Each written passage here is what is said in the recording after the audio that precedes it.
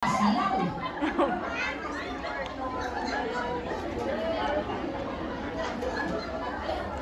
Baka pagkukumparahin na.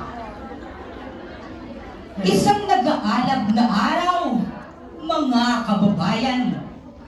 Kasing init ng panahon, itong ating pag-uusapan. Ako ang inyong lakambining, ang barumay galing sa baon. Kapagit ng muli sa dalawang babaeng matitinig sa daldalan. Sa aking kanan, isang dating artista.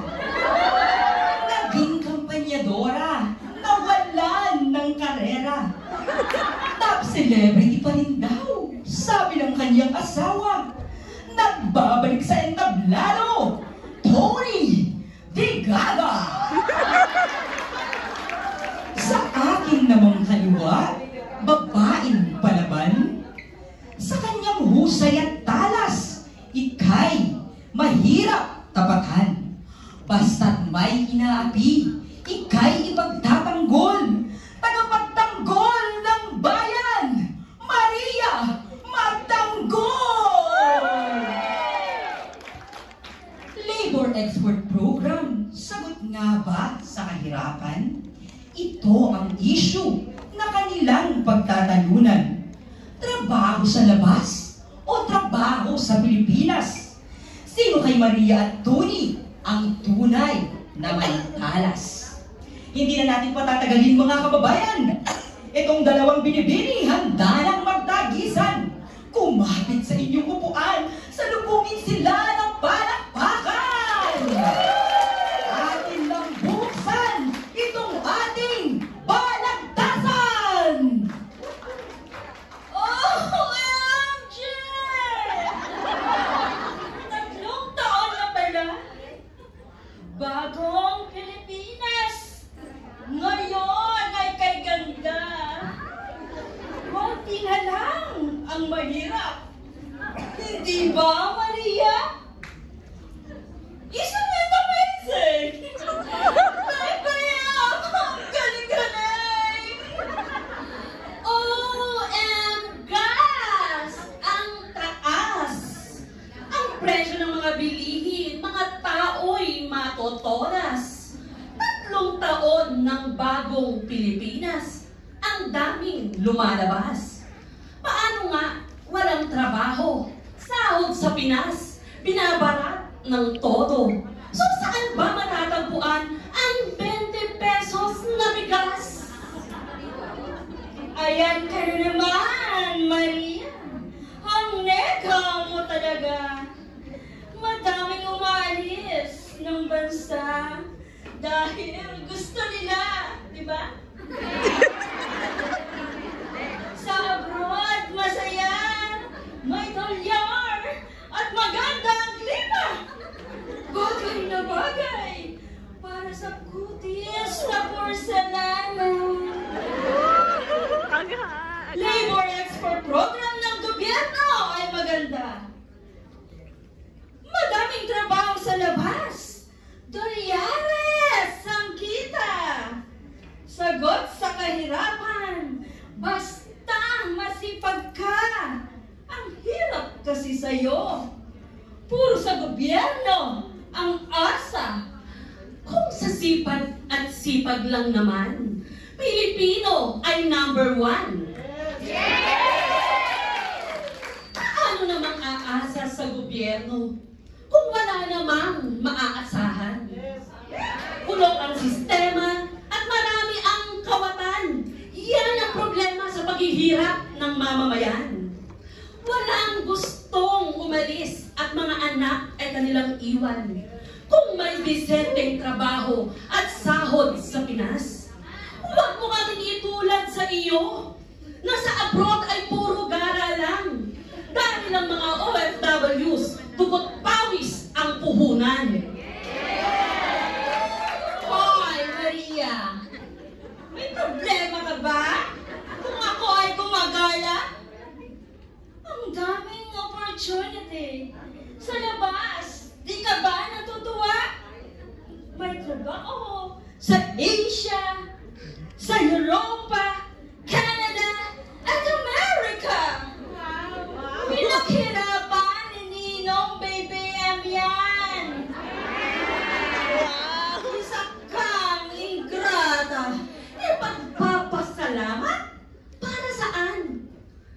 magbebenta sa atin sa mga dayuhan? Sa dami ng kanyang biyahe, pag-unlad ay di naman maramdaman. May pa-concert sa palasyo, para daw tayo ay pagpugayan. Magpalubag loob, di namin yan kailangan. Ang problema mo, Maria, ipinanganak kang mahirap. Sipag, talino at diskarte. Sa maalbang buhay, ito ang sangkap. Tandaan niyo yan. Kaya nga, trabaho sa labas. Ang offer na solusyon. Ano bang pinagpuputok ng butsi mo? At di mo nga mag-gets yun?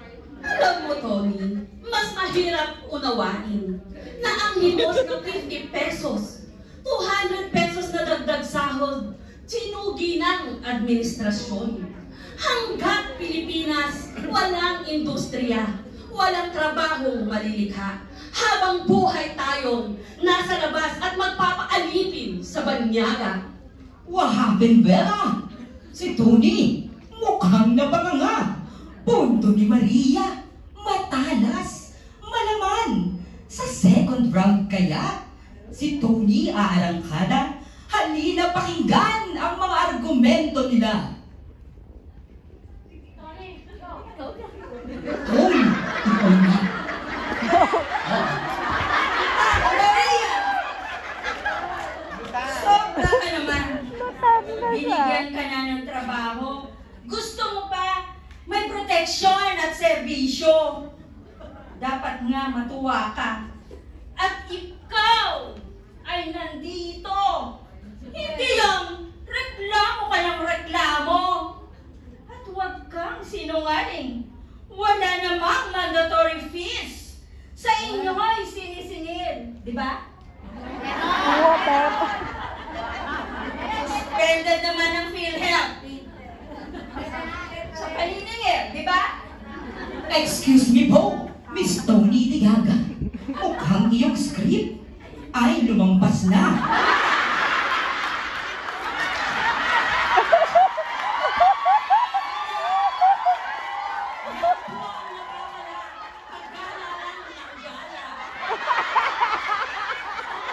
Mga kababayan, narito muli si Tony at Maria.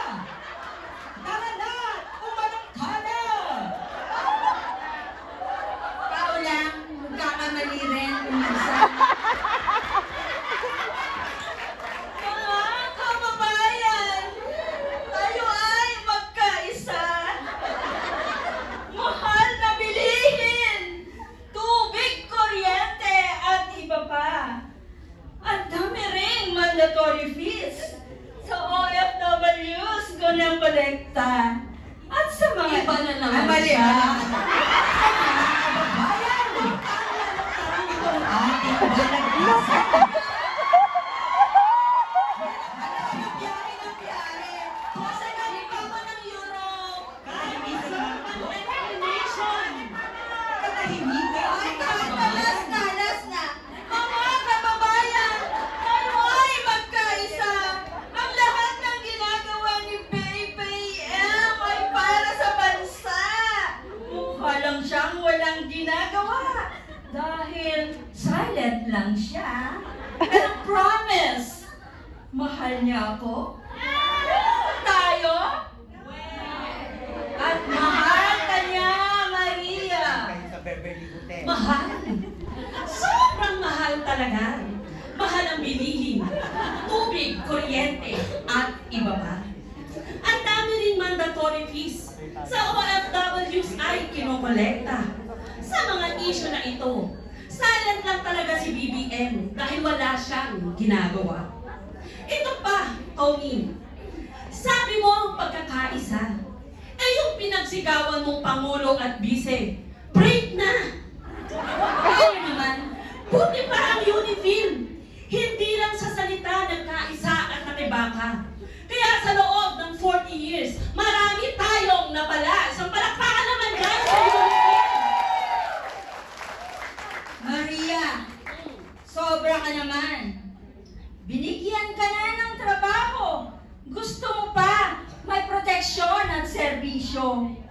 Dapat nga, matuwa ka at ikaw ay nandito.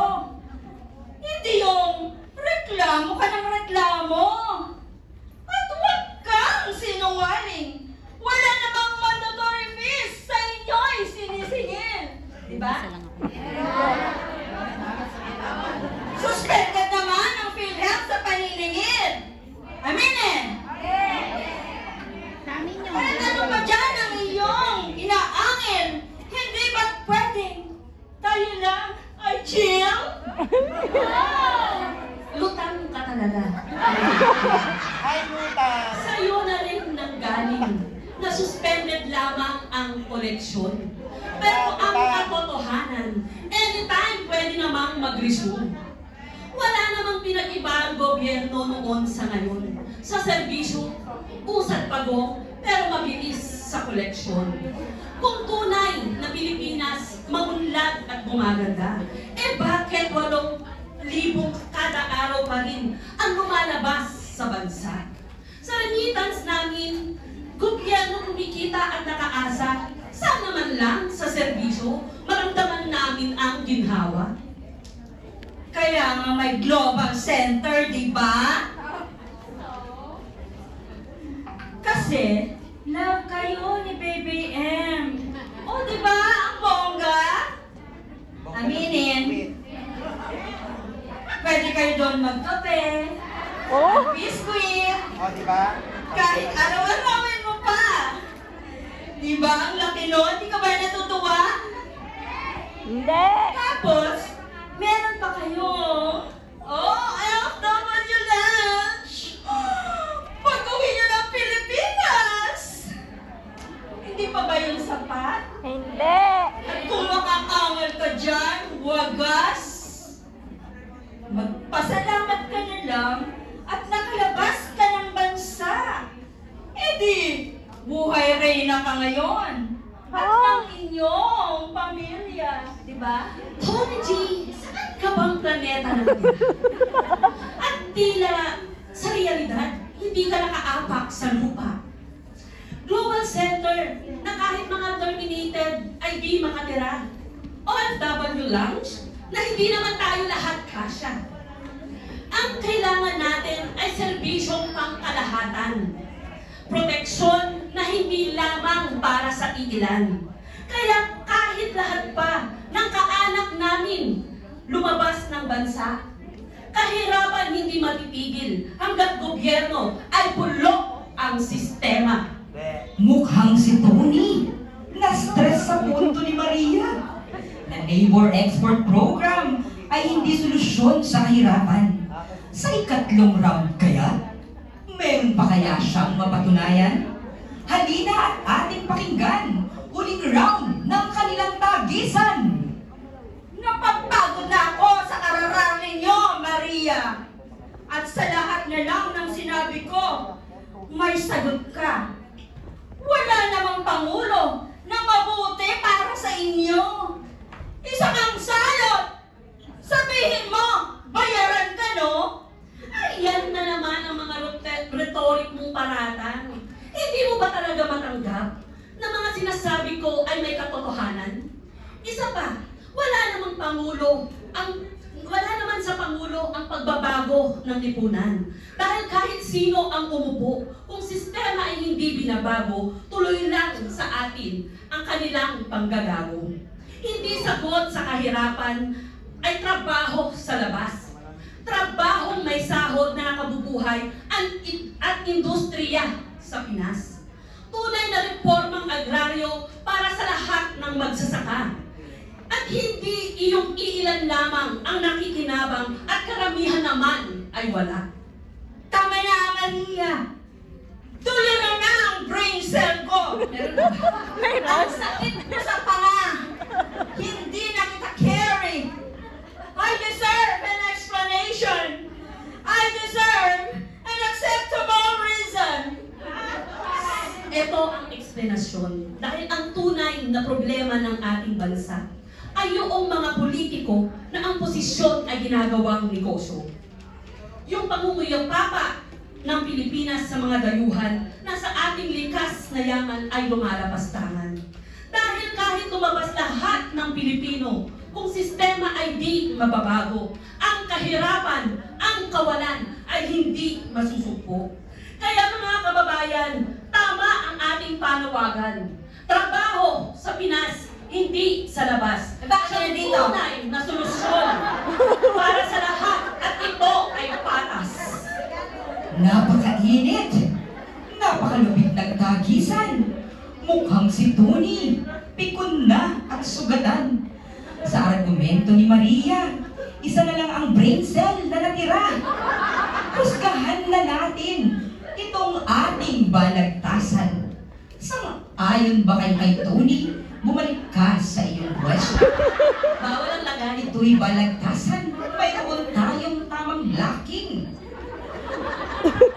Sang-ayon ba kayo kay Tony? Na trabaho sa labas ang solusyon sa kahirapan ng bansa?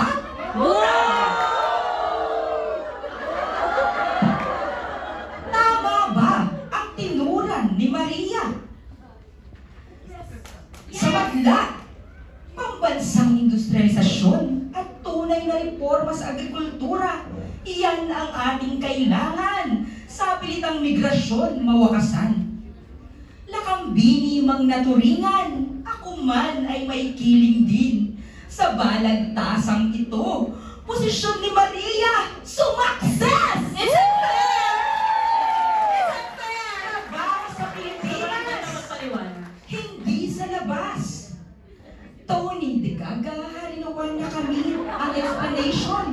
Ano pang hinahanap na acceptable reason? Sa atin namang giliw na manunood, kapulutan ng aral, itong aming balagtasang handog. Ako ang inyong lakambini, nagsasabing hanggang sa muli-muli, makipagtagisan ng kuro-kuro at pagkaisipin, pumanig sa tama, pumanig sa masang api, at hindi sa mali.